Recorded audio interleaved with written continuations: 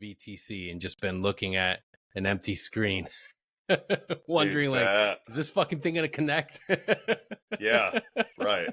Yeah, either that or like we just be huddled around a phone that was on speakerphone in the ship captain or colonel's stateroom or something like that, trying to listen to a brief, and just 10 different people calling in from different parts of the country and world, and you're like, dude, what's going on right now? Like, none of this fucking works, people. Can we just go back to briefing off paper and a whiteboard? Please, for the love of God.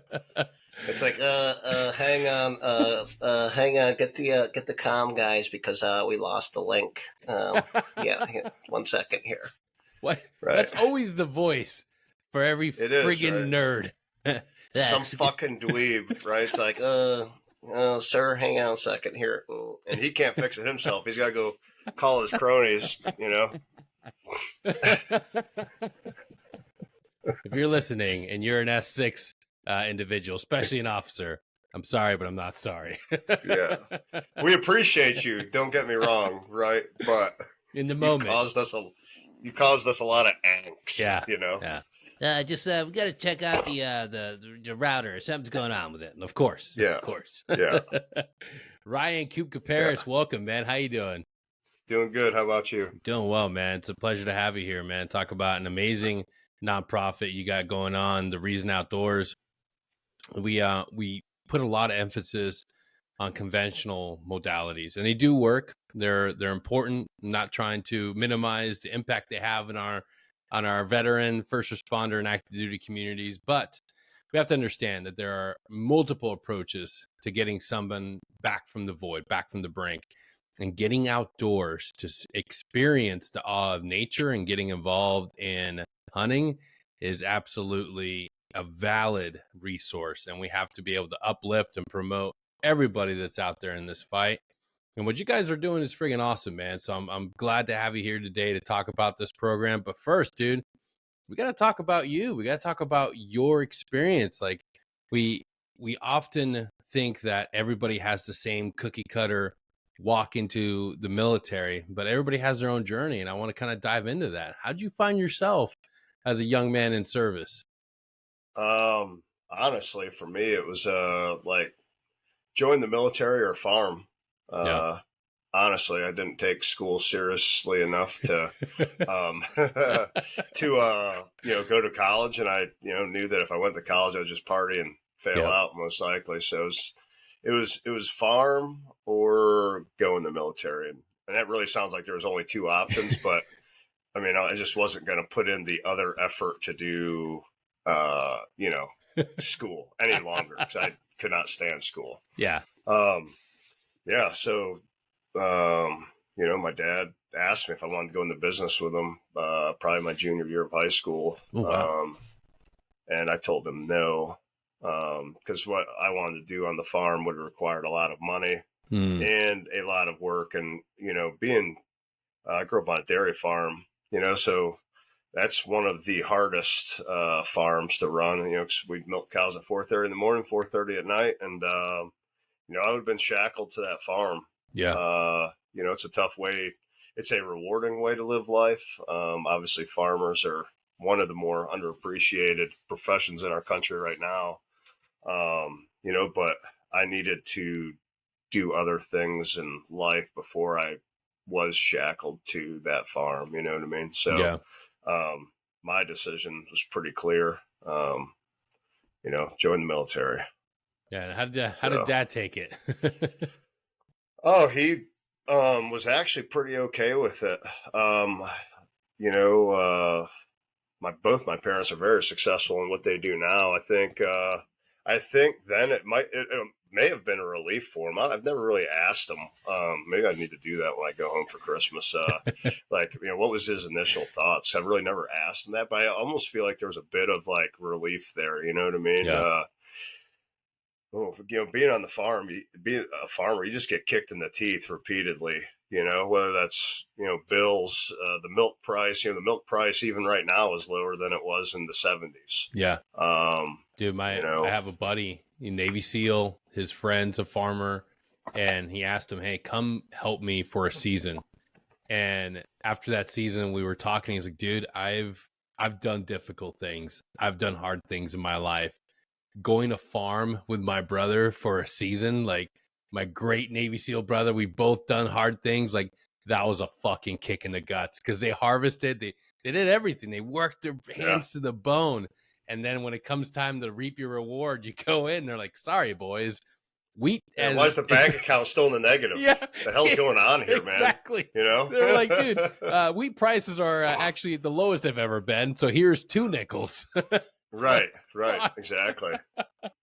It's a you know, it doesn't matter what kind of farm you're running. It's a hard way to earn a living. You know what I mean? And like I said, some of the most underappreciated profession in our country right now. You know.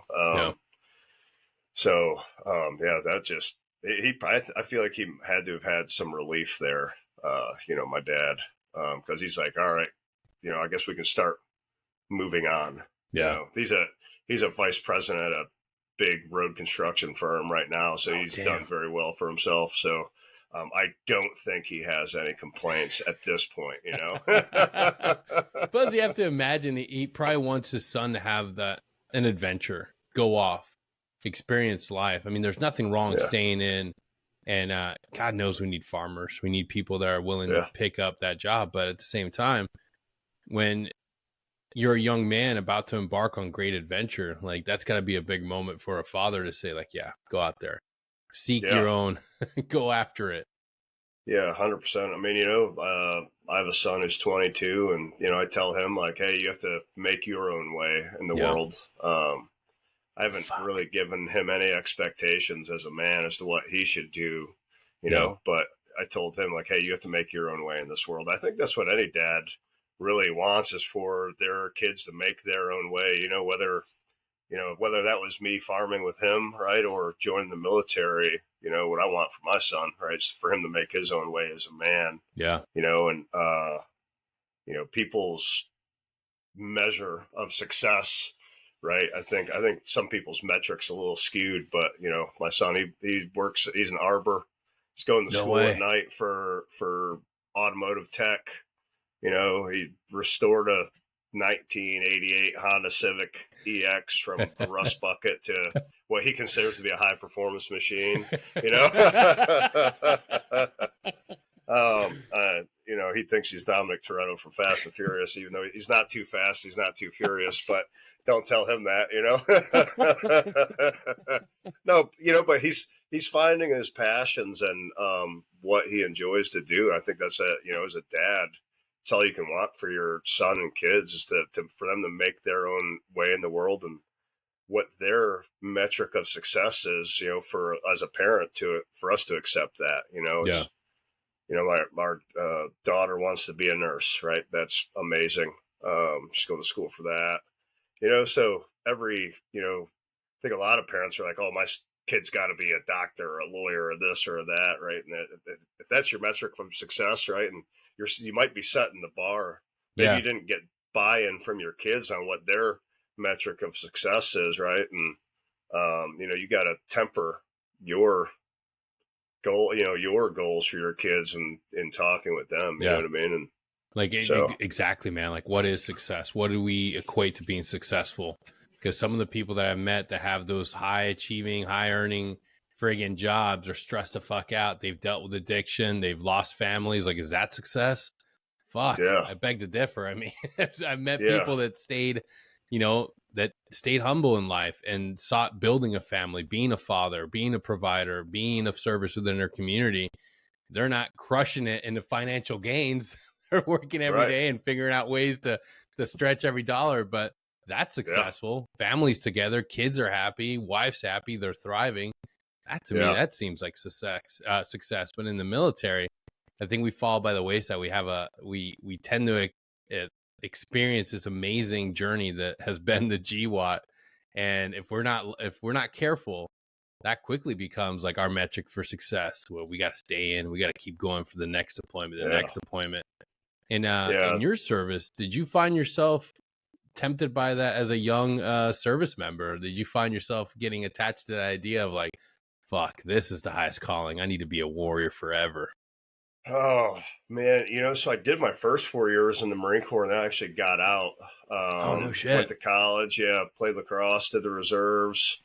I actually put in a package, an X-ray package with the Army. No They didn't way. want to give, yeah, I swear to God, and they didn't want to give me a bonus because I was prior service. So like, I was gonna get to keep my rank, right, and but they wouldn't give me a bonus because I was prior service. I told them to go shove it up their ass, Fuck, which we was fumbled in it. hindsight, dude. In hindsight, was dumb. That was dumb, bro. Dumb. Like I would have been like, I probably would have been an E7 in like 18 months. You know what I mean? Like every SF guy you ever met, like I don't even think they have a rank below E7 in SF.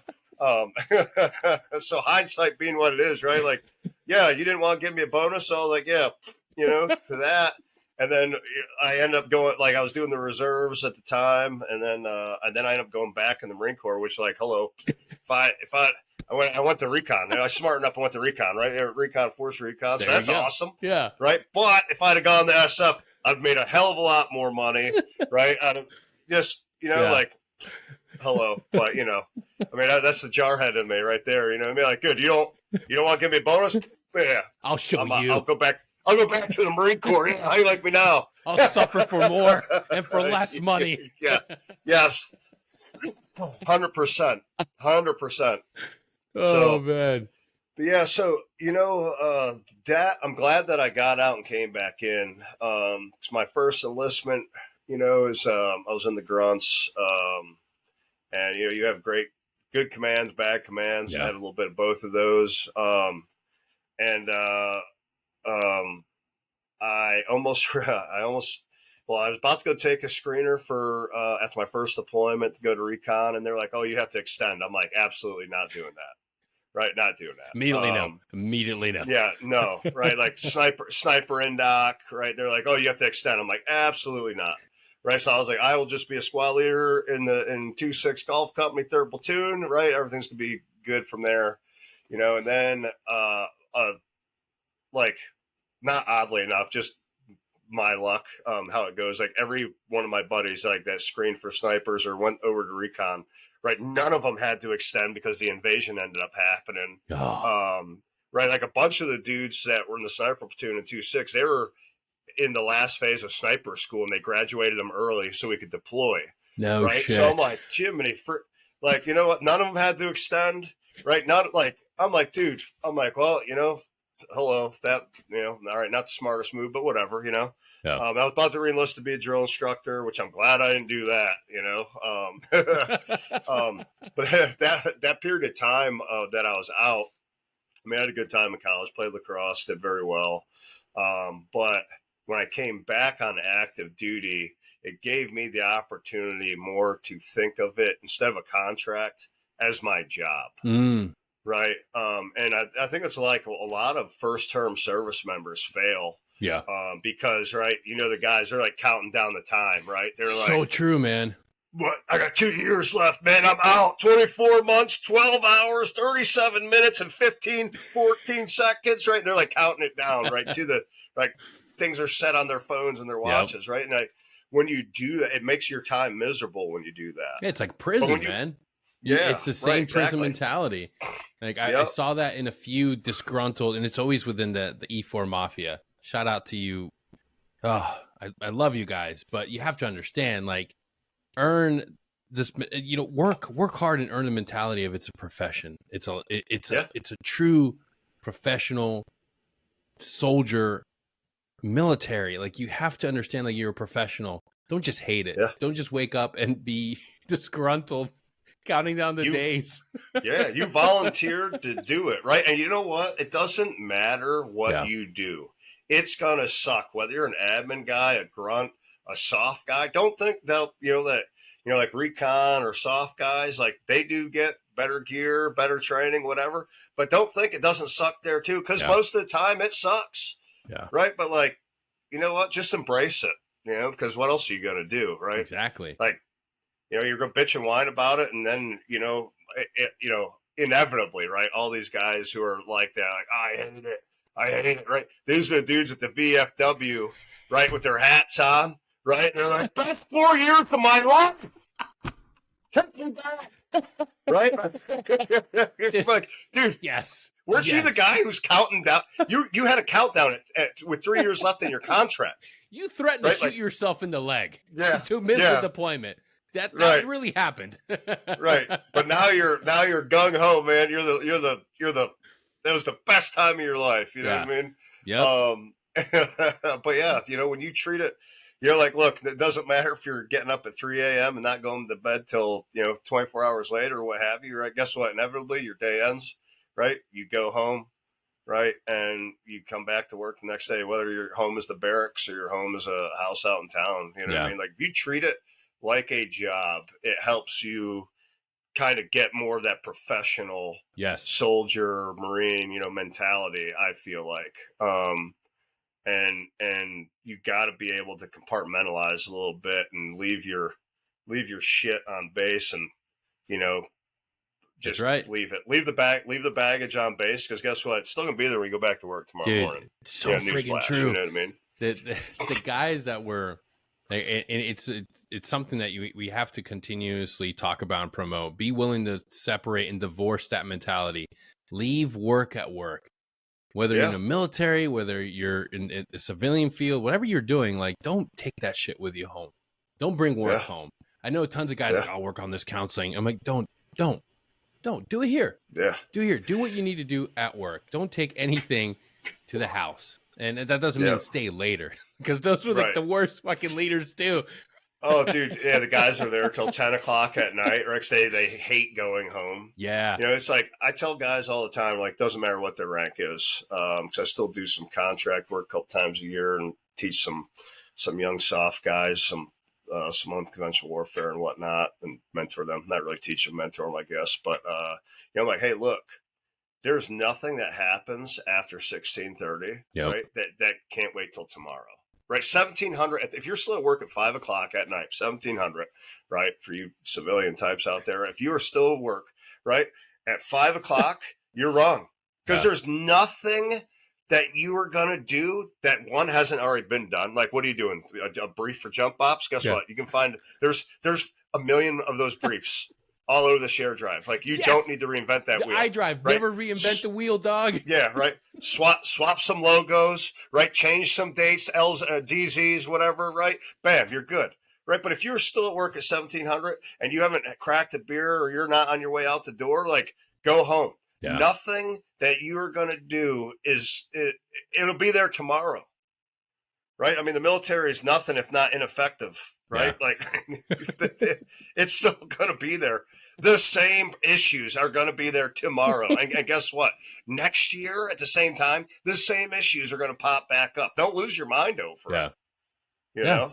Dude, so freaking true. No, those were the worst leaders, right? Like, they're there till 10 o'clock at night. They're back there at 4:30 in the morning. It's like, did you sleep in your office? Or like, what are you doing? So what I found, and this is especially true in SF, you have guys that maybe they're not the brightest or best dudes, so they operate on thematics. They'll stay late because if I'm the last one leaving the parking lot, Sergeant Major will see me leaving late and he'll think I'm a good leader. And it's like, dog, you're still a piece of shit. Oh, dude, for sure. You still suck. Now you just suck and you stayed late. You know what I mean? Right? Like and more likely, like Sergeant Major, right? Or like the master guns, the ops chief's like, I wonder what that turd was doing staying here this late. You know? Don't mind me, just being the last one leaving. Putting so much extra work in. Yeah. Right. More than likely they fucked something up too before they left, right? Exactly. Like everybody's covering down on them on the B team. Yeah, exactly.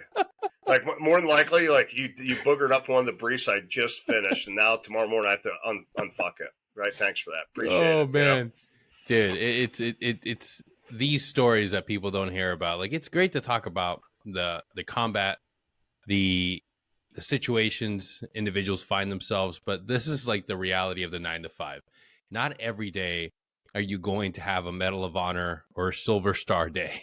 Some days it's just going through the work. 90% of your career is just going to be a suck fest of some sort, right? Like, whether it's standing in line somewhere, right? Like newsflash there too. Don't matter what unit you're in, right? Like tier 1 to tier 10, right? Like, dude, you're gonna wait around in line somewhere, right? Like you're gonna have to deal with bullshit, right? Like it's 90% suck fest with like 10% of like the most high adrenaline, kick ass, freaking,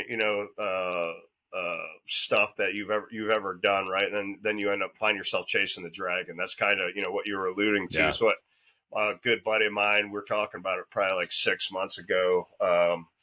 He's like, he just had his first kid. Him and his wife weren't supposed to have kids, right? And he's like, oh look, I had a son, right? And then so he moved out of the unit he was at and went to a schoolhouse. I was like, dude, have you lost your mind? Right? Like, what is wrong with you? Like, literally the year before, he told the board he didn't want to be promoted. He just wanted to stay there until he retired. Then he's like, I had a kid, and I realized I need to stop chasing the dragon. And that's literally what it is. I think a lot of guys have a deployment that kind of defines them in their career and kind of who they are as a operator or as a war fighter, and I think you can get sucked into chasing that real quick, like every deployment after that, especially as like we've seen, from 9/11 until now, right? For guys who were in when it was hot and heavy, right? It like every deployment after that one benchmark deployment, right, was a disappointment. Exactly. Like, exactly. Right? And then for the new guys, right? For the new guys, it's like, all right, cool. We just got in our first firefight, right? Some dude that you've never even thought would ever, smoke. He's like, give me a cigarette, right? Like, bullets are just it's bouncing off the wall by his head, and he's like, oh my god, right? But you're like, that wasn't as bad as last deployment, And then those guys are like, wait a minute. He's saying that wasn't that bad. I almost got my head blown off over here, what was bad then? You know what I mean? And so those guys are chasing that benchmark deployment, and they're like, dude, like this is not as bad as it was in that one deployment, And then the new guys are like, well, shit, I thought that was pretty bad. You know what I mean? And it's like, you go chasing that dragon, you know 100%. What I mean? And, did you find yourself in that mentality? I would say for for a period of time, yes and no, because I saw what that did to a couple of my friends. You know what I mean? And they're like, when we did this, right? And when we're in Fallujah, and and it's like, okay, well, there's a lot of things that we learned from that deployment, right? Like, hey, we've changed tactics, right? We've evolved, these TTPs, right, for what's going on now. And, my 2009 deployment in Afghanistan, that was definitely one of those benchmark deployments for us, because we did reconnaissance and surveillance like in a traditional role for an infantry battalion for 90% of that deployment. And a lot of the TTPs we ended up implementing in courses later on. It would have been very easy to use that deployment as that benchmark. Yeah. Right. But then it's like, hey, this is what we did. Right. We put these TTPs into, urban reconnaissance and surveillance courses, and this course and that course. And, but what TTPs are going on in country now. Right. Yep. And what operational environment you're in, right? Like the Philippines is going to require different TTPs than Afghanistan or Iraq or Syria or here or there, and so you can find yourself in that mentality real quick. But to be an effective leader, right, you got to continue to think outside of the box and adapt yourself to your next environment. And then for your new guys, right, if you're always talking about how bad and hard it was, right, like at least be like, you know what, this is fucking awesome right now, and I really enjoy, not having to, like I enjoy having a shower every day, right, and not busting my hump, right, like mentor them as to why that deployment, is the way that it is, and how good they've got it or not how good, what I mean, because good deployment turns into a shit deployment real quick, dude. And it's important to understand that our deployments were just a snapshot in time, man. It's constantly evolving. Like Yeah. Afghanistan and Iraq are no longer relevant. The moment that failed fucking pullout happened, it was like, that's it. You're not drone warfare, baby. Like, you don't fucking matter, dog. Like, but then how many new guys came in that team room and they wanted that experience? And then you got a lot of guys that were just being fucking just shitheads, be like, hey, you missed out. It's like, no, these motherfuckers didn't miss out on shit. Their war's coming. Their opportunity to stand on the line and have their fucking GWAT 2.0. That's God forbid, but someday they're going to be called upon. They still got to have that feeling that they're worthy, that they will have their moment in time, and that's shit on everybody's experience. And that's something that I hear a lot of these days. It's like, fuck, dude, like, I love what the Afghan guys did, but fuck, like, can you not hold that over our heads forever? It kind of like, and I've said this before. I mean, the war made people lazy.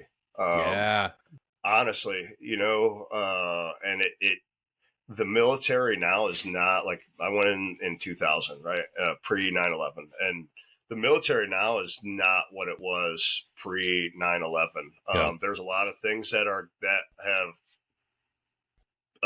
evolved that are really good, right? Like, look at the technology that we have. Like, I went to the invasion with an M16A2 with iron sights and like 2 pairs of night vision goggles for my entire squad, right? Like, my first deployment, I had a freaking mag light hose clamp to my M16A2. That's what I was like room clearing with, like doing pirate ship takedowns and shit, like, and I thought I was high speed, and now, like, if I did that, people would like laugh me out of like every establishment ever, so like, like,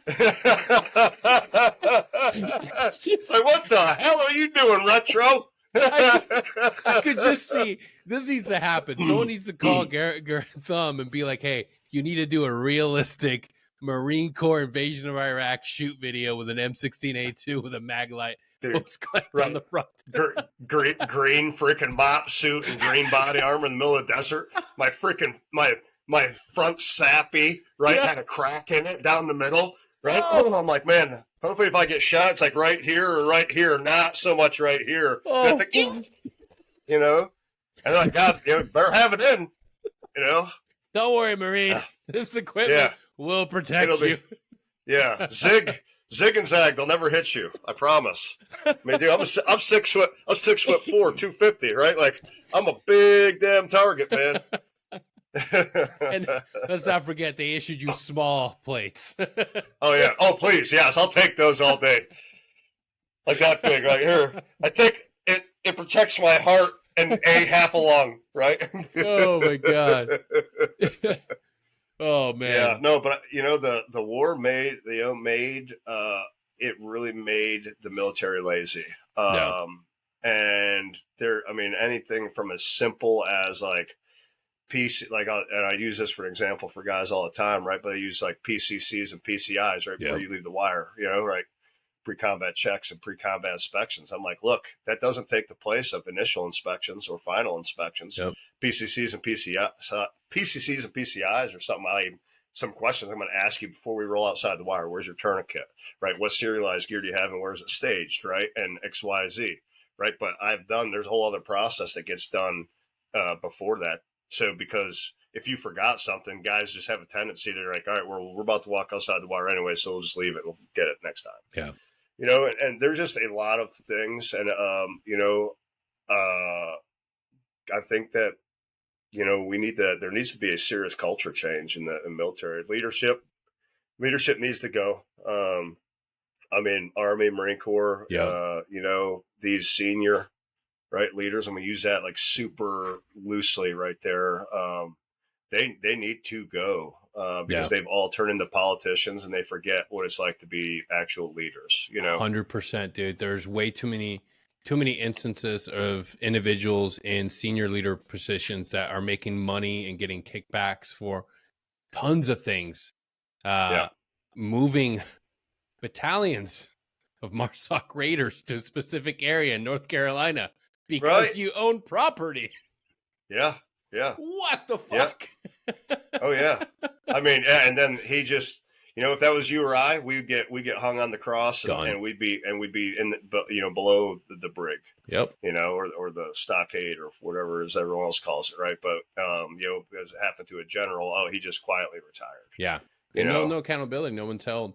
And it's across the board everywhere. No one's free of it. Everybody, it's become a culture of self-serving leaders. Yep. And it's no longer about taking care of the men and women that sign up and join the military. And that's the thing that we want to feed the force. I want more Green Berets. I want more paratroopers. I want to be able to tell people to go in. It's a great thing to serve in our military. Right. But at the same time, how do we advocate for more people that serve and be in these units when we have leaderships that aren't on the 5 o'clock news headline or alternative media being brought up on charges for all sorts of scandals? Yeah. Yeah. I mean, take the MARSOC 3. Those guys are friends of mine, and, they wonder why they can't retain, MARSOC or, the Marine Corps. I mean, any branch of service, right? All recruitment Everybody's numbers are hurting. down, right? They wonder why they can't retain people. And, if you look at like the terminal CWO page, right, on the daily basis, I mean, those guys are doing a great job at blasting people. Oh yeah.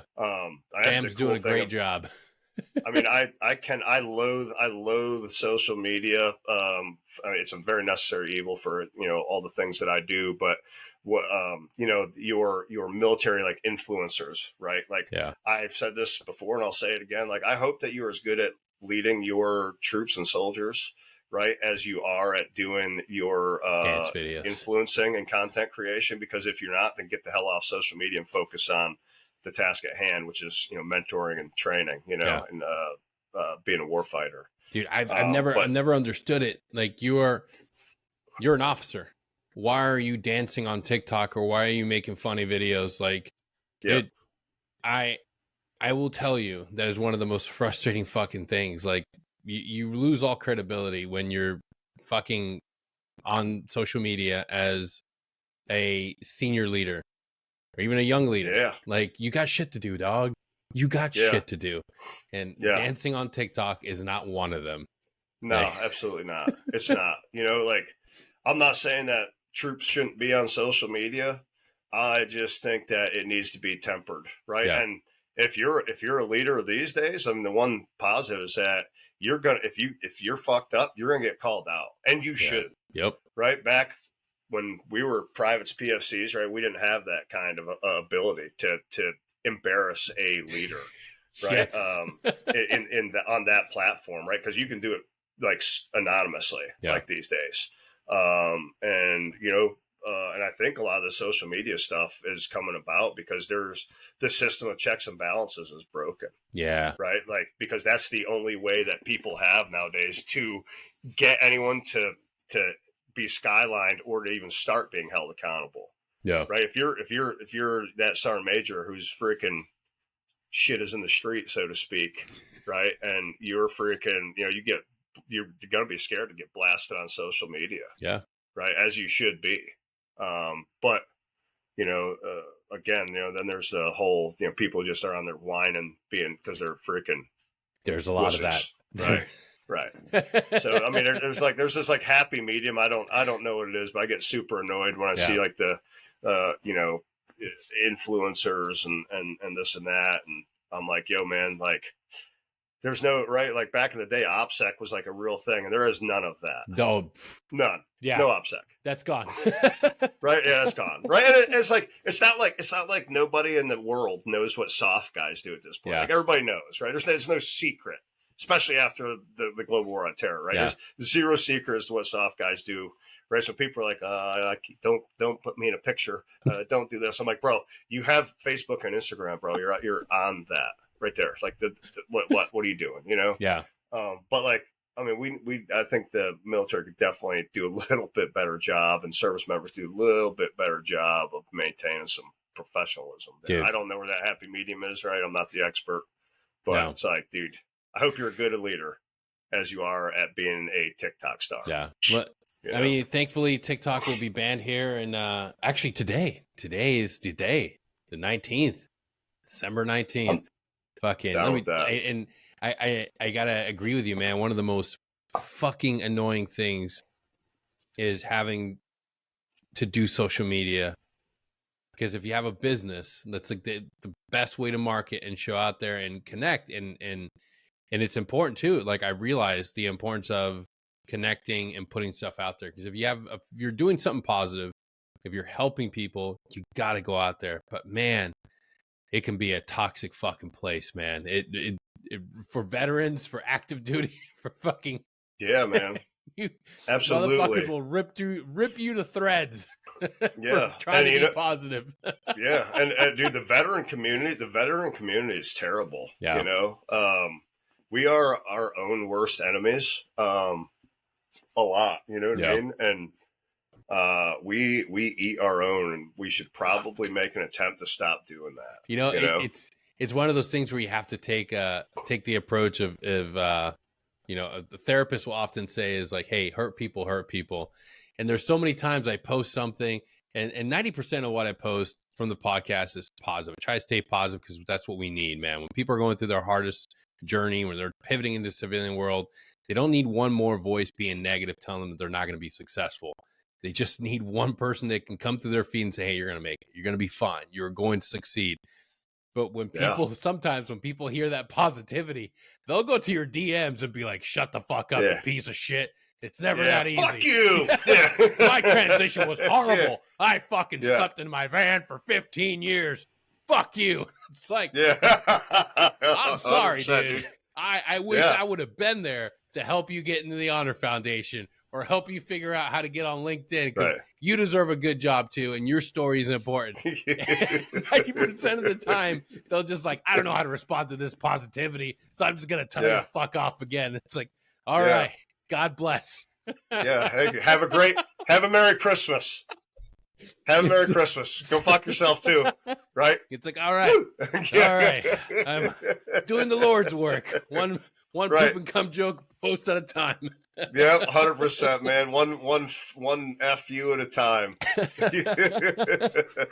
Dude, but it's one of the things I realized was super difficult, and I want to pivot to that now. It's like when we go through our transition, when we pivot into civilian world, there's a lot of unknowns. And for a split second, guys and gals forget that their military service was packed with moments of fear and moments of unknown. When you finally decided to punch out, like, what were some of the struggles that you went through? Oh, man. So I did, but I didn't decide I was going to punch out. So I got medically retired at about 17 and a bit. Mm-hmm. Prior to that, I actually had gotten court-martialed. So, long story short, I freaking bought some fire sappy plates in Vietnam while we were doing some training. Ended up selling them when I got some more test sappies. I sold them to an undercover NCIS agent. Oh, shit. I wasn't being recon-ly at all because I bought them. Yeah. Right. I was going to sell them, right, because my gear. Ended up going to court martial over it. Actually, got found guilty. And then but they didn't allow any of my evidence in. And then during the sentencing hearing, they relaxed the rules of evidence. All my stuff got put into evidence at that time, and I got a $835 fine out of it. So my lawyers estimate the court martial probably cost the government over $200,000. They had to fly people from all over the place. Holy fuck! And I'm actually still friends with my lawyer. He lives right up the road from me. He's about to retire. He's a judge now. He's retiring, and he's going to do real estate. He's going to do closings for real estate. He's like, look, I want to be there for the happiest day of people's lives. I'm tired of criminals. I'm tired of freaking adjudicating stuff, right? Like, I'm done. I just want to be there for one happy day. That's my retirement goal, man. I'm like, cool, brother. Smile. Yeah. Koup, I want to feel good. Yeah, he's like, I don't want to deal with situations like what happened to you anymore. You know, but so I got an $835 fine out of this thing, which is like less than half month's pay and allowance at NJP for an E7, right, for a gunny. Yeah. And I, like, look at my lawyer. I'm like, because, dude, when I got found guilty, I was like, oh man, I'm so fucked now. Like, I'm going to the brig, and like I said, I guess I should have been more recon-ly on that one. But, I'm like, what do I do now? My lawyer's like, go back to work. You're probably not going to get promoted again, but that they should have NJP'd you, right? Yeah. Or, the prosecutor had recommended page 11 or 6105, right? Bad piece of paperwork on like 5 separate occasions. That happened. There's a bunch of reasons that added to that happening. And, sometimes when we decide to do other things with our careers and other people just don't like you. Yeah. Discrimination in the military is a real thing. Yeah, it is. Especially if you're a recon, MARSOC, soft guy, right? That you will be discriminated against. And the thing is, like, selling surplus is something all of us have done. Every single one of us, and bought surplus. Yeah. Like, if you're in Fayetteville, it's literally a hobby. It's literally a fucking hobby. Yeah, like the prosecutor's expert witness was a dude that worked at Dermo, and he's like, "There is no way you can get plates on the open market. We shred this many a year." My expert witness was a dude, a retired E9 who worked up at the Pentagon for a 3-star, like head of appropriations or whatever. Right. And he was like, I have no idea what he's talking about, because we sent 150,000 sets of Sappies to Afghanistan last year alone, and we have no idea where they are. You can buy them on eBay. You can buy them at gear stores. I had a stack of papers that big of colonels, sergeant majors. I had the Marine Corps installation, East Sergeant Major, selling the exact same things I was selling, all in this nice stack of paperwork, because I hired a PI to do all that. Right. So anywhere in Eastern, North, South Carolina, Virginia, right, just that area. Stack of pictures that big of all these people doing it. I got my side plates stolen from me, and before my last deployment, I had bought my side plates from eBay. Right, exactly. So, and then, right, there's literally a Marine Corps order that states you are allowed to purchase your own gear. If you do, it has to be put on your ECR card, right, or hand receipt, for you guys call it, right, and put in your record in supply, right. So there's that too, and nobody knows that. So anyway, so that happened to me. So I was very, like, I learned a lot about the real Marine Corps through that process. Yeah. And I got a peek behind the curtain, and like the full look behind the curtain, So I ended up going to the Wounded War Battalion shortly after that, because I was already in the process of trying to unfuck myself. Yeah. Because I was at a Humvee rollover in 2007, broke my femur, my back, fractured my forehead, a bunch of other stuff, and honestly, I should have been medically retired after that. And they were trying to, but I was not ready to be done yet. Yep. So I just sucked it up like a good buttercup and kept on. But I've had like 5 knee surgeries in my left knee. I mean, I look like a strapping dude, right? But I'm a medical nightmare and of all sorts, right? so every day is just pain. Oh yeah, right? Like they want to like reset your pain, but like the chiropractor on base fired me. She's like, "Oh, what's your pain level?" I'm like, 7. Right, 7. He's like, "Well, you come in here and it's always a 7." He's like, "Hasn't your back been feeling like better?" I'm like, "Oh, it feels a little better." Yeah. And he's like, "Well, why don't we scale that pain down?" I'm like, "This isn't like resetting your hearing baseline here, right? Yeah. And you shouldn't even reset your hearing baseline, right? Like, why would I reset my pain baseline? Like, I went in the Marine Corps at the age of 17. This is how I felt. This is what was wrong with me. Yeah. And now look at me. I'm all fucked up. I'm not resetting my pain baseline here, right? I didn't do this to me. The Marine Corps did this to me, right? Like, all this time spent training and deploying, So I went to the Wounded Warrior Battalion, and then, for me, it was like, it took a lot for me to make peace with what happened, because you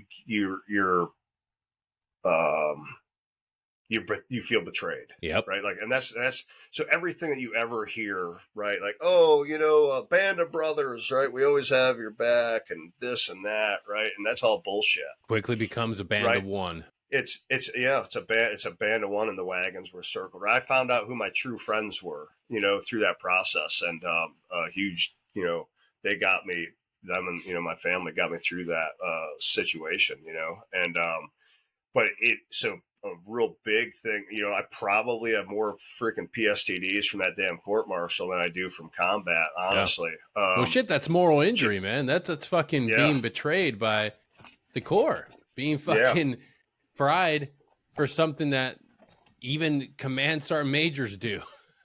You know, and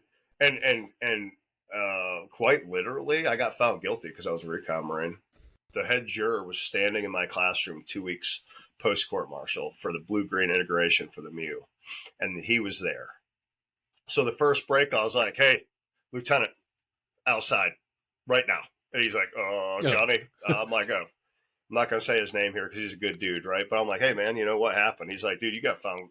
The one thing they do not record, right, is the jury debrief, right? And he was like, "Look," and I had, they tried to do me dirty, right? Because I had the middle court martial, like special, I think, right? And they tried to seat a full jury on me, in which my lawyers are like, "We've never seen this happen." And they say, you know, a jury of your peers. Well, there was 0 of my peers on that jury, right? It was all guys from LE Battalion and Intel Battalion. You know, there was 0 O3s, right? Like infantry, recon, anything, any combat arms MOS, right? You know, which for the MARSOC 3, thank God, those guys all had a bunch of raiders and raider officers on their jury. Thank God for that, for them, you know, because like, you know, I told those guys, like, you know, man, you guys are they're gonna come to try to fuck you, you know, because that's what the system. The system's not set for you to win. Absolutely. Right? And you know, the prosecutor freaking recommended a 6105 on not one occasion but 5. I didn't find that out till the day of the court martial. I called my colonel directly, Fulberg, right? And he's like, "All right, let's put a stop to it." Well, we couldn't because he didn't have convening authority. Right, so the XO, essentially the AOIC, this dude Winston Tierney, I'll definitely call him out from now till the day that I die, is the worst Marine Corps officer I've ever encountered. Right, he has axe to grind with recon Marines, and because he got fired from a couple force recon platoons. He's just a terrible dude. Between him and the Adge is what they're like, you know, why I got court-martialed, right? So. And the head juror, he's like, "Look, man, the warrant officers on the jury, they wanted to see you burn." Right? It wasn't until all the evidence came in the sentencing hearing that they realized that they fucked up. Exact words to me, you know? And, you know what I mean? Like, $835 fine, that's nothing, right? Yeah. Like half a month's pay and allowances would have been like $1,500, you know? But still, you know, you feel betrayed by the institution that you dedicated your life to. Right, you get this peek behind the curtain, and then you really see like they wanted to ad set me for staff NCO misconduct at one point, and they didn't do that, thankfully,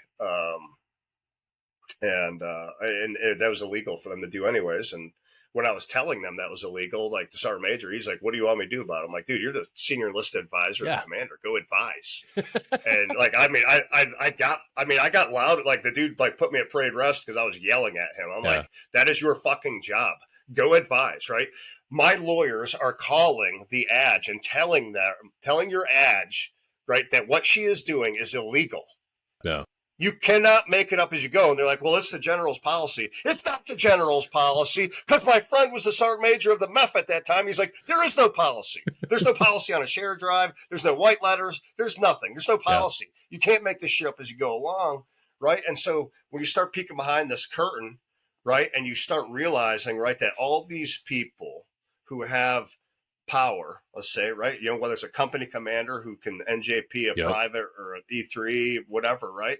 You know, that dude does not have any training to make him judge and jury, right? And the first sergeant, right? None of them. They have the UCMJ in their little hardcover book, right? And then they just throw it at you, right, to see what sticks. So I tell people, I've told guys ever since that happened to me, like, "Hey, look, if they threaten you in the NJP, take it to court martial. Yeah. Get legal representation, right? Whether you got a Dewey or you lost a freaking RCO or something, right? And they're going to try to hang you on the cross because of it. Go get legal representation, right? Because more than likely there's something they're doing that's illegal. Yeah. Because they don't know. And that's the bottom line. They don't know. And they just want to fucking throw the entire catalog at you. Yeah. It's Yeah. fucking, So when I went to Wounded Warrior Battalion, right? So I had to make my peace with like what had just happened to me. Right now, I'm at Wounded Warrior Battalion, and like people there I do not jive. I do not jive with the people that are there. yeah. You know, I've heard a lot of the same sentiments from some of my other friends. a lot of malingerers. Yeah. You know what I mean? And a lot of malingerers, so I was like, hey, look, you leave me alone, I'll leave you alone, right? Like, Yeah. I'll go to my appointments, right? Like, I'll get this med board thing going, and just let me do my thing. I ended up having a good experience there, but gave me the opportunity there to start working on my transition plan, Yeah. make some peace with stuff, and for me, the crappy thing is that after my accident, like there was a bunch of stuff that I would have needed right in my next part of my career, right? Because the next part after, because I was an instructor of special operations training group when all that stuff went down, right? The next thing in my career would have been being a platoon sergeant, taking a recon or force recon platoon out on deployment or whatever, right? And there's certain qualifications I would have needed, right? Like, hey, be a jump master. Yeah. Right. Well, jumping around shoot with a rod in your femur and like stuff with my back and all that. Can I do it? Absolutely. Should I do it a lot? No. So I like literally after I broke my femur and all that, I only jumped squares after that. Right. Yeah. But and then, there's a bunch I made peace with it. Right. Because you want to be the best at anything that you do. Right. And if I wouldn't have been able to be a platoon sergeant who had all the qualifications needed to run that platoon, then would I have been the best fit? Not necessarily. You know what I mean? Would I have done my job? Great. Absolutely. But I wouldn't want to be the guy who doesn't have qualifications that some of my team leaders have. You know what I mean? Yeah. From a leadership standpoint. I knew, right. And then also like there's I tried training smarter, right? Physically, like after my accident, not all the time, but I did try, right? Like, us some effort was put into it. us type A types are kind of dumb, right? Yeah. But, like, all right, I got to train smarter, right? Longevity, right? I want to be able to play with my kids, Yeah. And not be the dude who's just decrepit. So like my journey at Wounded Warrior Battalion just kind of, I started focusing a little bit more on myself, which I had not done, in my all the years prior of service, and then started focusing on what I wanted to do when I got out. And for a lot of guys getting out, right, you can have a plan, right, but no plan survives first contact. Exactly. And I think that's probably what fucks guys up a lot. Is that you're like, oh, I'm going to get out, I'm going to be a motivational speaker, or I'm going to contract. Right, like for a lot of soft guys, that's just number one. I'm just gonna go contract. I'll make more money than I do right now. Fuck this shit, man.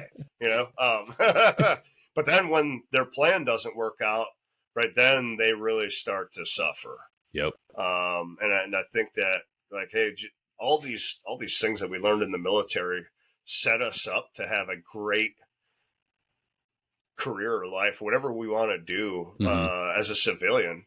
Right, like all these planning, like the planning process. Yes, right? You can apply the planning process to every part of your life and be successful. And people are like, well, that's really kind of like a motard way to like put it, right? Like, yeah, well, but that's what I did in the military. Like, yeah, because it works. You know what I mean? So guys like they get out and they just purge everything that they've just done. Dude. And without realizing that what they have been doing, whether it was 4 years or 20, 30 years, right? All those building blocks give them the keys to success if they want to apply them in a new environment, right? Yeah. That's all you're doing is operating in a new environment. Dude, it's so true. I got a friend, Eric Brown, a friggin' great leader, Green Beret, had all this leadership experience, all these years dedicated into teaching, coaching, mentoring, advising others, gets out. Why would he want to do anything else but then look at his strength? Look at the things he's been doing for 20 plus years. Shit, I've mastered this. Why don't I open up my own business? Entrepreneur, Imperial Consulting. Like, boom. Now he's running it. Now he's doing exactly what he's been doing and has a passion for. And if he can do it, bro, all of us can do it. If you just have to Right. take a moment to take a knee, and it's okay if you have a passion for being of service and becoming a first responder, becoming a firefighter, but just take some time to understand what you really value, what you really love. And then you Yeah. realize, like, shit, like I could do option B, which is go contract all day, be miserable, make tons of money, be away from home, not see my kids, or I could lean into what I love, lean into what I'm really good at, my strengths, and probably make a really good living. Like, Yeah. it's out there. Yeah, and if you're a guy who retired, right, and you got TRICARE, you got your retirement pay, and you get VA disability, especially if you're 100% disability, right? It gives you the power to do whatever you want. Yep. I know guys who are probably making freaking $9,000 a dang year. Sorry, my phone's going off. There you go. I don't know what the heck the dang thing is. Sounds like a bunch of coyotes. I got that on there so I don't mess up my coyote hunting. But anyways, I don't It's know actually that a thing smart is. idea. Yeah, it is. That thing's gonna go off for a minute till it turns off because I don't know the heck. Might have. Man, found it. Yeah. I found it. Slipped down here. Now my other dang AirPod did too. Son of a gun. But yeah, freaking guys. Get that pay, right? Doing well for themselves. And then they're still busting their hump freaking 40, 50 hours a week. And Yep. whether or they're gone deploying and all that crap. And it's like, hey, fellas, I mean, is it worth all that? How much money? How much money do you really need? How much money do you really need? And a lot. Like, yeah, exactly. And I do a little bit of contract work a couple times a year, and that's kind of what pays the bills, so to speak. And hang on a second, I get this other earpod. If you're like me, I understand completely because one ear does not fucking work. Yeah, 100%. Always did. 90% of the time, if people see me coming out of the gym or just walking around, I keep the fucking AirPods in because they actually work pretty damn good as hearing aids versus my ReSound hearing aids that are now obsolete. Yeah. They just came out with new AirPods because my kids have been messing with me. New AirPods that are actually hearing aids too. Yep. So I'm sure wouldn't be surprised if one of my kids buys me those for Christmas or something like that. Now, were you always an outdoorsman? Were you always involved in hunting? Or did you lean into that more once you got out, sort of like outdoor therapy? So I always loved the outdoors. I mean, growing up on a farm. So I was always outdoors, whether I was working or playing or riding dirt bikes and four-wheelers and stuff. Our idea of hunting back then was like do a deer drive after we got done milking cows and shoot whatever jumps out of the woods. And so not a successful method. And I got more into hunting when, after I broke my femur in my back and stuff, and I was just sitting home, feeling sorry for myself and drinking booze, eating pills. And I was like, you know what? I need to do something to get out of this dark hole. You start, tiptoeing on the precipice there, and order a bow off eBay, start flinging some arrows in the backyard, and then I was hobbling around the woods with a back brace, a cane, and a bow. Holy shit! Yeah, and I mean it is that bad slip. Oh, dude. Yeah. I don't even know what I was thinking. But I mean, I know what I was thinking. Like, get me outside in the woods, and I did not shoot anything probably for like the first 4 years I hunted, right? No shit. And so my son, he was like 5 at the time, so I dragged him out in the woods with me. And like one time he's like he's balled up in my poncho liner. I'm just sitting down underneath a tree, and a little 6-pointer comes out, and I'm like, all right, it's going down. Draw back that bow. And then my son's like, Dad, there's a deer right there. And that deer was like, whew, gone. Cause he was like 15 yards away, and Dylan just sat right up, and I'm like, yeah, there was a deer there. Damn it, I So love I you. didn't. Yeah, love you, son. Mean it. But yeah, I didn't shoot anything for like 5 years. I mean, I ended up going to schools, deploying and stuff like that after I healed up and whatever, right? So, like the whole joke with my family, so I had gone home to went up to upstate New York to go deer hunting probably a year later or something like that, and I hit a deer with my truck on the way up there and saw no deer while I was hunting. So, yeah, so I was on I didn't shoot anything for like probably the first 4 years or so, and then because I got the bow, so I was like, primitive. Yeah. Like I've already been to the sandbox, and you've already shot the two-legged critters with rifles. So like, how much better can it get? And then I'm like, you know what? I'll get a muzzle loader. That's primitive too. So I shot my first deer with that, and I'm like, you know what, nice. Self, you like anything that flings projectiles. So now I'll hunt with bow, crossbow. I shot my first deer this year with a 457 air rifle. Oh, no shit.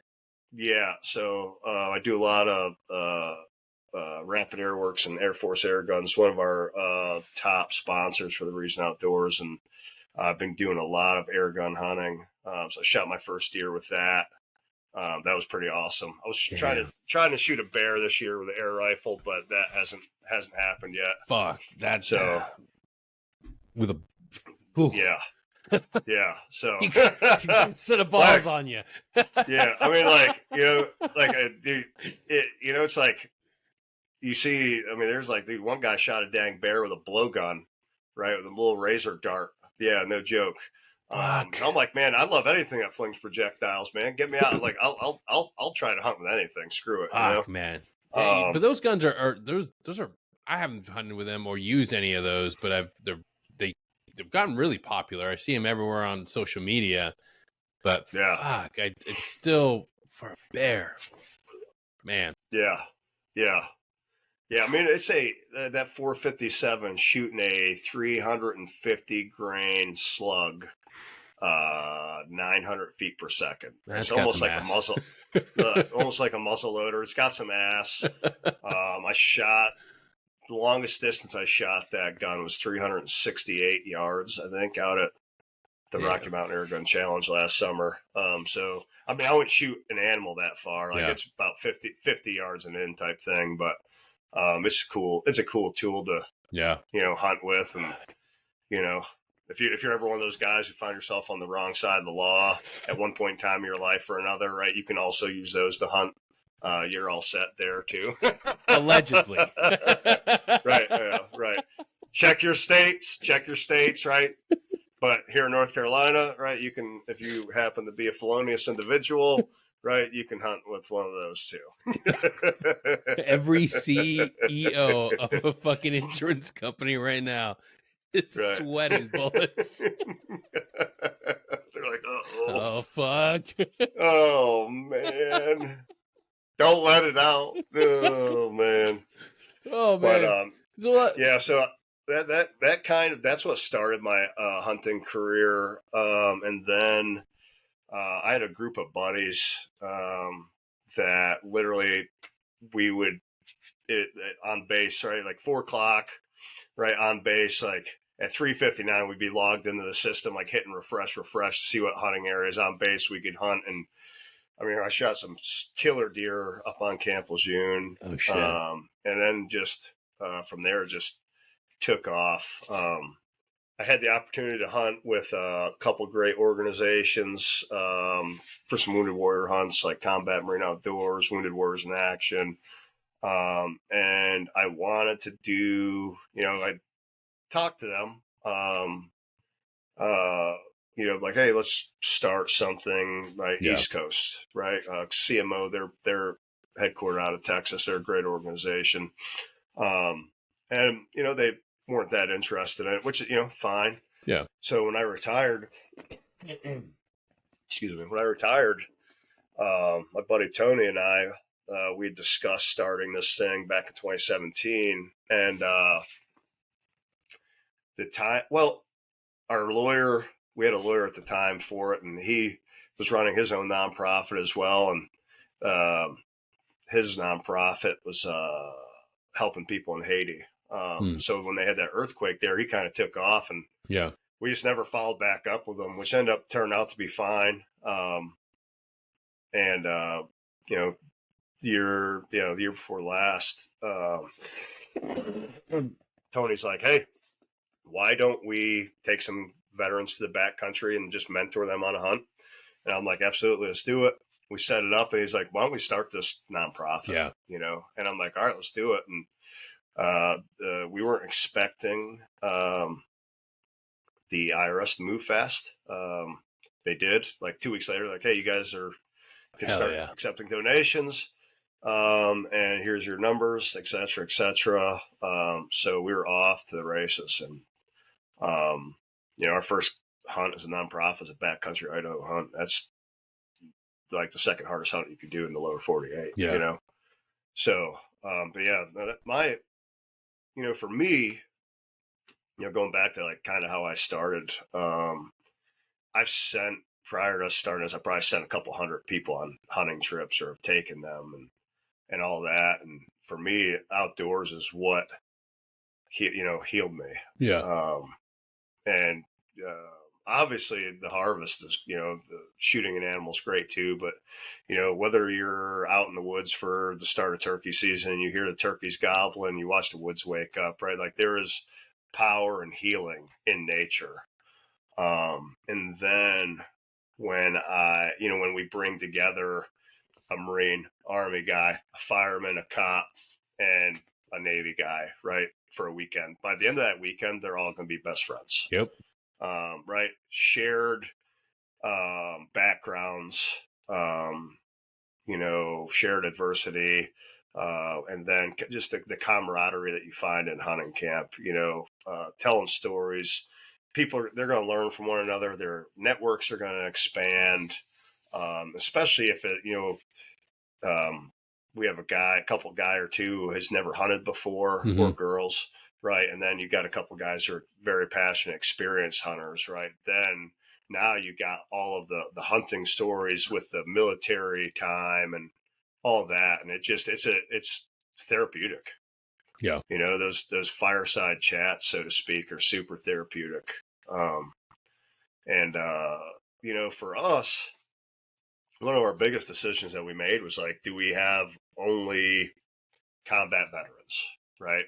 Is it, you know, or, you know, just SOF or infantry or, you know, combat arms type thing? And the answer to us was no.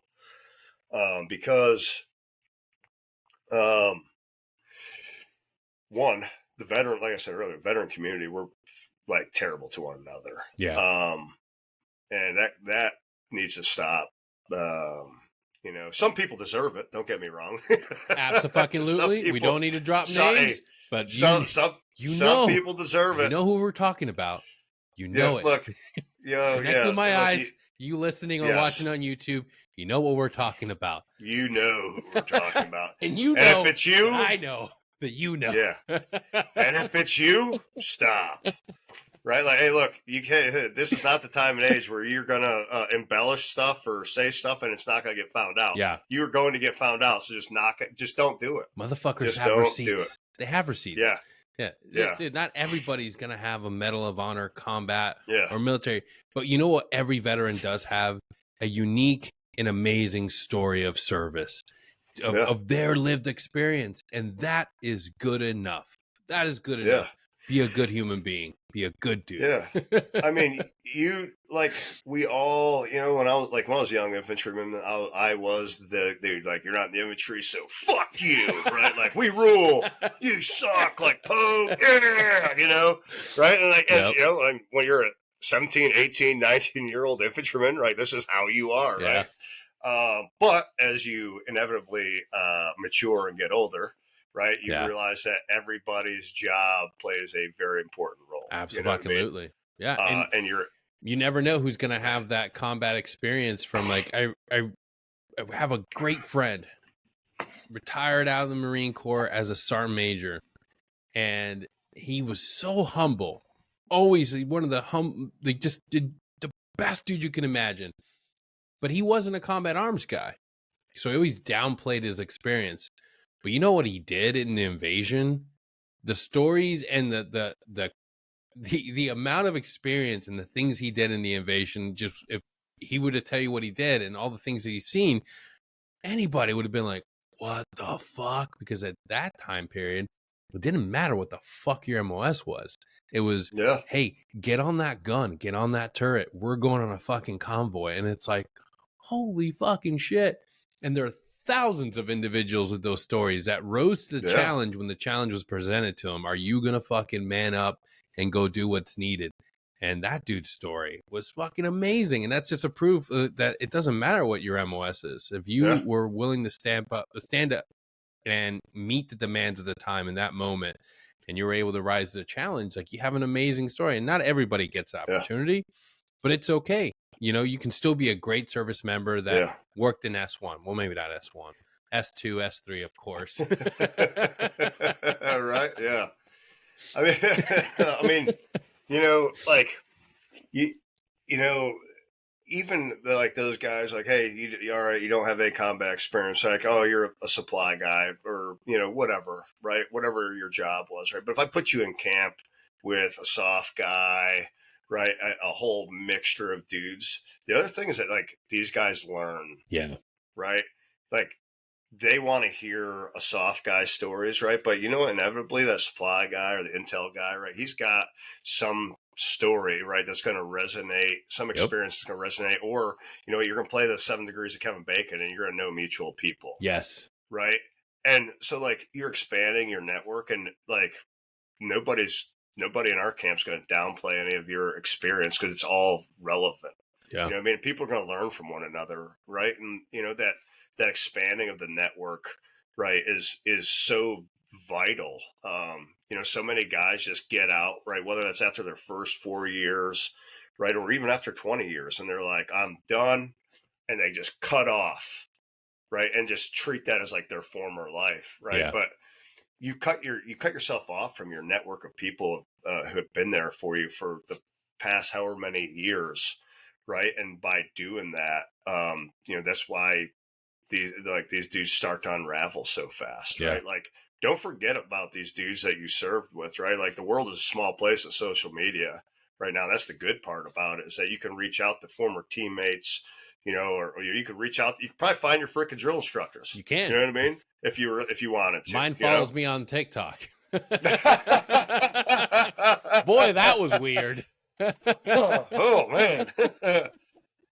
Dude, I saw one of my drill instructors in Afghanistan who was the same rank as when I left boot camp. No shit. 9 years prior, right? Damn. And he had a crazy story, but it's because he freaking beat down one of his lieutenants in Iraq.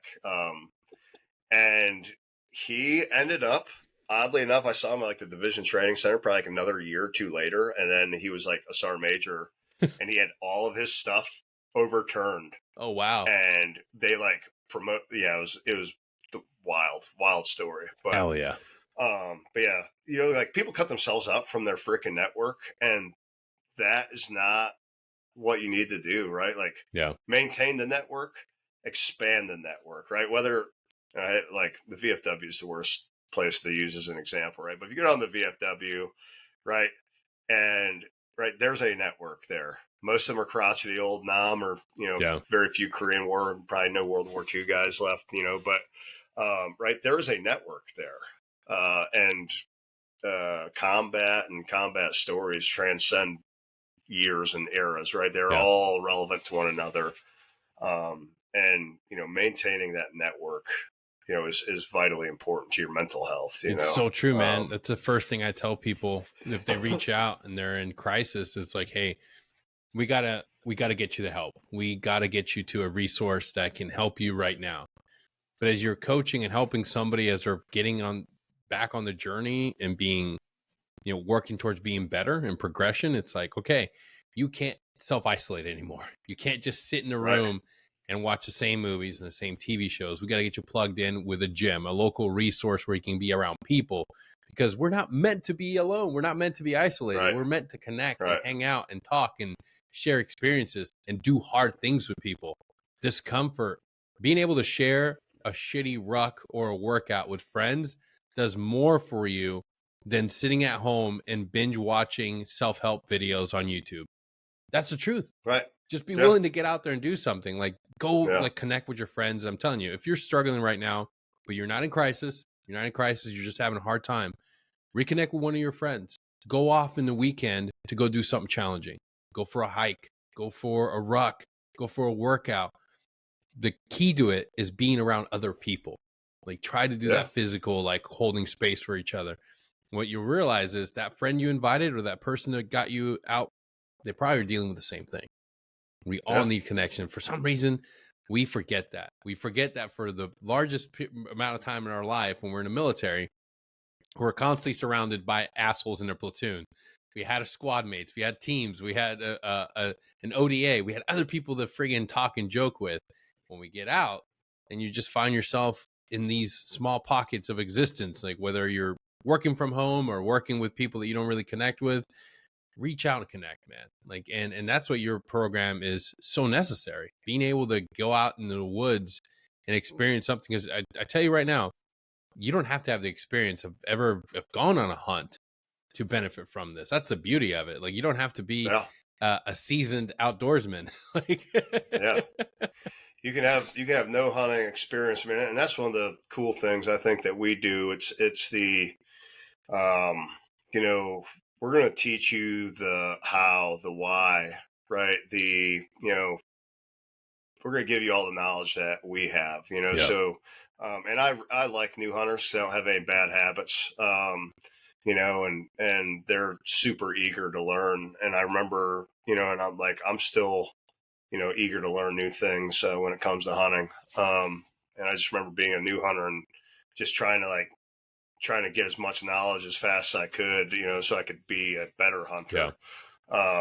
You know, and like I said, a lot of the same things that we use for mission planning is like how I conduct a hunt or how I scout properties and, you know, right, how I analyze terrain and you know, I look at all that I look at it the same way I do a recce mission. But, you know, we teach guys the how, the why. You know, when they harvest something, we teach them how to skin, gut, clean it. A lot of times we do a field to table. We'll cook cook it up. We've done that for our iguana hunts, cooked up some iguana and bull shark. We've done, you know, deer, hogs, all kinds of stuff. And showing guys like, hey, you know, dispelling myths that surround hunting. Like, oh, venison tastes gamey. Well, if I prepare my venison this way, it's going to taste just as good as beef tips, you know? So teaching them all that stuff, so that way that they have a baseline of knowledge, you know, moving forward. And if they want to hunt more regularly, you know, we've given them hopefully some tools to be able to do that. And then they can always reach back out to us and ask questions. I get people to ask me questions about hunting stuff all the time. So I'm always willing to answer that. Well, Koup, how do we get involved? How do we reach out to you guys and get on the next hunt with you?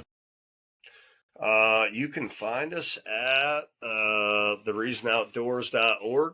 You can find us on Instagram under _reason_outdoors_ and then Facebook, The Reason Outdoors, YouTube, The Reason Outdoors. We have some of our past, some guys who've hunted with us. We have some interviews from them up on our YouTube channel. So you can, we actually on our website, we have a form that you can fill out. So if you're interested in hunting with us, fill out that form. You can shoot us a DM on Instagram, Facebook, whatever. And we will facilitate. I think last year, our first full year of operation, I'd say that we probably took over 50 or 60 people hunting, which is pretty solid numbers for our first year. We're kind of in the balling on a budget phase. Hell yeah. Fundraising is a continuing action, you know, as we say in the biz. So, you know, and we're, you know, if folks want to donate, you'll find a donation link on our website as well. If you want to host a hunt, you can reach out to us as well, and we'll bring people to you. It does not matter what that is. We're a have guns, will travel kind of outfit for our ecotherapy program. That's what we call it, ecotherapy. Nice. It's our fancy term for hunting and fishing and outdoor adventures. Hell yeah. And so we would love to have people. We've been getting a good amount of people in the queue. And we've got we're winding down this hunting season, whitetail and stuff. But in January, we've got the Onzo Predator Challenge coming up. We're going to have a couple teams of guys going out and hunting some coyotes for that. We have some hog hunts coming up. We'll have some more iguana hunts coming up here in the new year. Nice. So, dude, everybody loves skulking around in urban areas with air rifles. Yeah. And it's what you always wanted to do in the military. That's what I find. Like when you're skulking around like urban areas, cars are driving by, right? And you're just shooting stuff in the head. Yeah. Right. And you're helping the environment. Exactly. It's an invasive species. And you can eat them. And they're very good to eat. Like that's the thing that's really awesome, dude. Like it's, no pun intended. You're killing two birds with one stone. yeah, for real. Yep, for real. You do get the people driving by flipping you the bird and all that stuff. I think that for guys like us, that's what we love too, right? So this is what you always wanted to do in the military, right? You're like people are driving by like, yeah, hey, boom, yeah, smoking iguana in the head, then if you're a company and you want to sponsor an entire hunt, we have packages put together. So if a company sponsors a hunt, what we do is one of the representatives from the company gets to come. If they have any veterans at the company, they can bring one of their veteran employees, and then we fill the rest of the gaps with our folks. And then the whomever from whichever company can come on the first annual Security Halt podcast hunt or whatever, and we go from there. But it's definitely been a undertaking for us doing this thing, but it's a very, very worthy endeavor. And if us and our America's heroes, I'd say, right, veterans and first responders, right, like if we don't stick together, right, or we don't help each other, no one's going to help us. So Absolutely. we are our brothers and sisters keeper.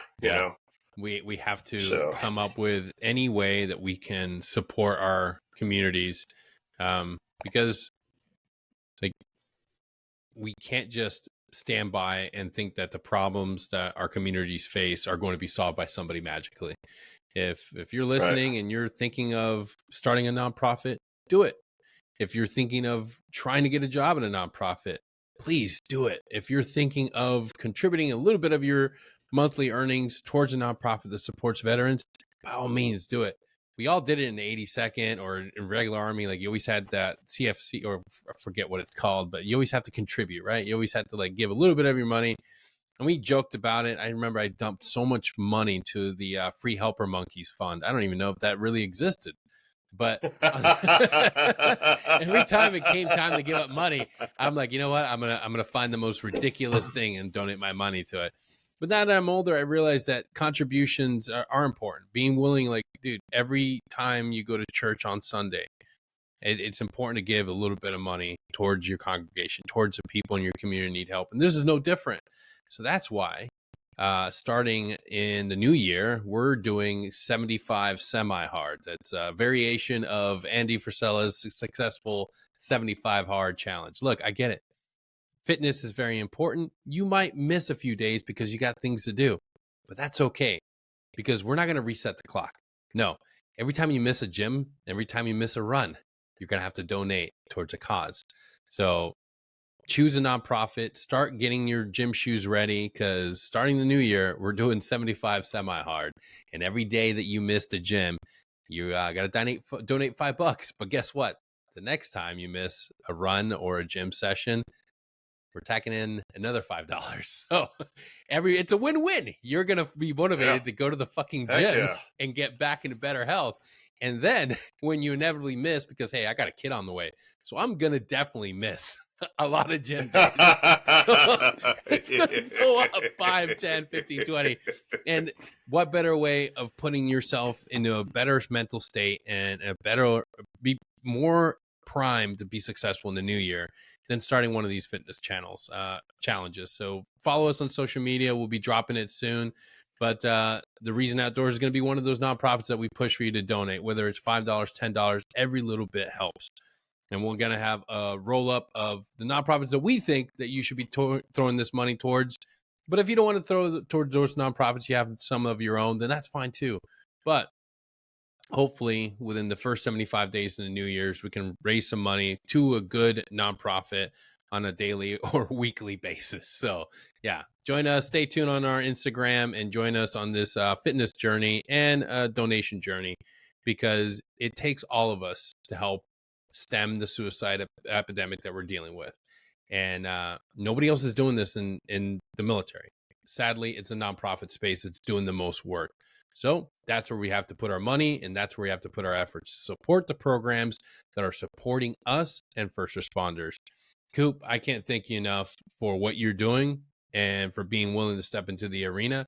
I know it's a lot of hard work. I know it's not always easy, but it's definitely appreciated, and you are changing lives, man. Thank you for being here today, brother.